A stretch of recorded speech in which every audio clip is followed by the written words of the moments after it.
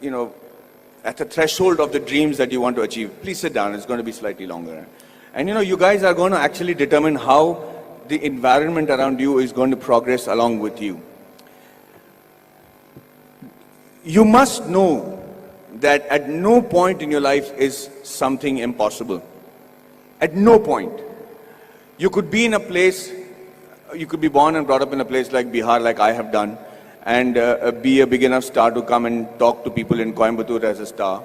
Or you could be in the industry like the Tamil and Telugu industry and be known as the most exciting director. Rajamouli suddenly decides that he can make a film which is, if not better, but at par with Hollywood. And he does that staying in India, and he hits the ball right out of the park. He becomes historic in just that one moment.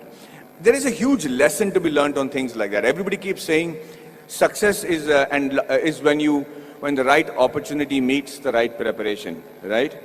So you can't have the right preparation by being the engineer that you want to be, and you keep looking out for that right opportunity. But what makes the right opportunity and the right preparation come together? When does that synergy happen for you to be prepared for it?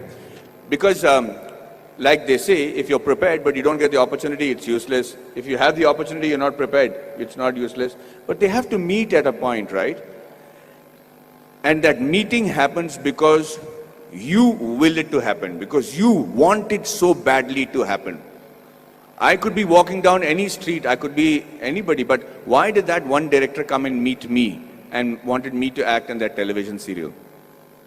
If you look at every next step in my career, I have never prepared for it. I have never imagined that this could happen. I never imagined that Mani Ratnam will call me. How would Mani Ratnam know about a guy who's doing a television series in Bombay without even seeing one episode of mine?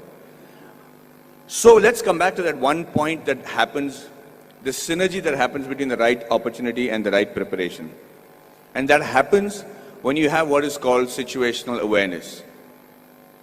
So let me tell you a little bit about situational awareness. Situational awareness is when, as in the army, they say you're completely aware of what is happening around you at all times. So, as I was saying, the situational awareness happens when you're completely aware of everything that is going around you at all times. And you should be able to do that. When we are in the army, and if you're walking down the ground, parade ground, anybody who's involved with the defense will know what I'm saying is the truth. And if there's an officer walking away from the other side of the ground, you have to stop and salute him and say, Ram Ram Sarji, or whatever is a call of the unit. If you don't, they'll give you a brick in your hand and you have to shave with that brick. So, thank you, that's awesome. So, the situational awareness is because you should know when the enemy is around you or when there is danger around you. You know how that is taught to you from when you're a child? That's taught to you in the form of good manners, in the form of being courteous. So when you say a good morning, or you're saying a good afternoon, or you're looking around and helping a teacher who's carrying a book and being aware that she needs help, or you're watching around and stepping over a drain and not tripping on yourself, you should know that you're fairly evolved in the art of situational awareness. That's why people insist on teaching children good manners. And anybody who has good manners, it's not just a desire, it's not the desire just to be considered to be a polite guy, but the ability to know when somebody needs to be wished, somebody needs help, somebody is in need of assistance, or somebody has to run away. And that's why you teach your child good manners. And I will tell you today, from the bottom of my heart, I might not be completely worthy of some of the opportunities that I got, but I grabbed it like hell. And I got those opportunities simply because I was a very well-mannered person. I was able to, and with that manner, with the way you walk, with your gait, the kind of words that you use, it's very common to use normal language when you're friends and everything, but most people don't even have a vocabulary. The reason I started those classes in Kolhapur was so that I had my friends who came to me and said, Maddy, we are very good engineers, buddy. We're really good at what we're doing. But the problem is I can't speak in English, I can't speak in Marathi. So when they come from Tatas and Kirloskars for campus selections, I'm not able to communicate to them. They don't even observe a Kolhapuri boy wearing a terracotta pant and a shirt and wearing chappals and don't even consider that he could be a good engineer. So I said, the fault lies with you guys. He says, you have to break the clutter. Nobody's going to come and say, hey, you know what, maybe you're a good engineer, let me give you a shot. You have to be noticed in that very first instant. And for two reasons. One is that either you should know what is a good profession for you. If you're not able to make an impression, then quickly change it. This is not the be-all and end-all. The engineering or whichever subject that you choose to major in when you're in college does not literally have to be your lifelong profession. But give it a shot. At least know if that is a profession that you really want to pursue and excel in, because that's the only way you'll survive, is if you excel in it. If you excel in it to such an extent that you think, sleep, dream, eat, breathe that particular job. And I do that with acting. And I'm telling you, I do not know what else. I would have been a really bad soldier because I think I'm a really good actor. I'm involved completely, 100% of the time. I'm doing research. If I have free time, I'm going to YouTube and finding out what is a different method of acting. I just do that with a passion. If you're not doing that for your profession, know that you're in a secondary profession. Know that you're doing something which the Lord has not made you to achieve glory in.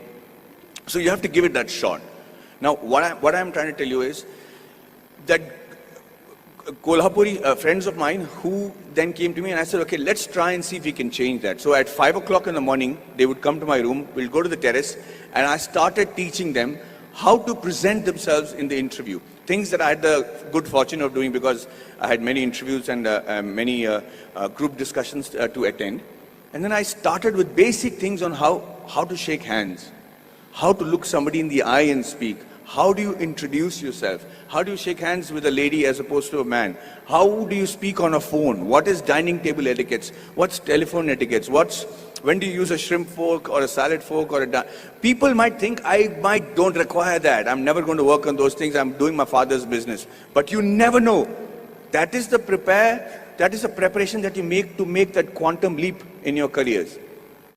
These are basic things. You have to know that. You have to know how to dress correctly. You have to know if you have body odor. You have to know whether you're spitting on people's face and how to stop it when you're speaking. If you don't do these things, ladies and gentlemen, you will be in an average life, doing an average job and living an average life. Having said that, I'm not saying that is wrong. That could be your calling. My father is very happy living that sort of a life because they don't live in extremes. But if you have a passion and if you have a desire to be exceptional, if you have a desire to be seen apart from the crowd, then this is the bare minimum thing you should do. So when these guys went for the interview the next time in Kolhapur, I made it a point to call the Tatas and say, hey, you know what is wrong? Because I am from Jamshedpur, from the Tata Steel town. I knew the officers, I knew the senior gentlemen. I said, sir, you know, these friends of mine are extraordinary engineers. The mere reason why you're not taking them is because they don't know how to present themselves in English. How long is it going to take for you to send somebody who knows Marathi in your panel so that they can actually judge and see if these guys are good enough for Tata Steel? Do you need good people who speak in English or do you need somebody who are good engineers? And he agreed. He actually sent people from Maharashtra, and for the first time in the history of Kolhapur, we had 5 guys getting into Tata Steel and Kirloskars. And I just wanted to say that I'm not taking credit for it. I just felt bad because it is just a small 3-day push that they required to achieve that. So when they were interviewed, they said 4 years of learning engineering one side, and those 3 days with Maddy, we became engineers and successful today because of those 3 days. And what I am teaching you is nothing extraordinary. It is simple stuff. It's the norms. It's the way of the world.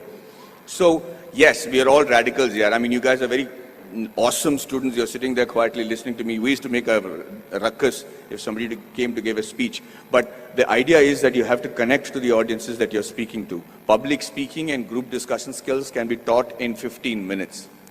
I used to challenge my students that I should say, I will hold each and every one of your attention for 15 minutes because I will say such relevant stuff that you will be forced to pay attention to me. And that's how you make an impression. That's how you break the clutter. That's how you get seen.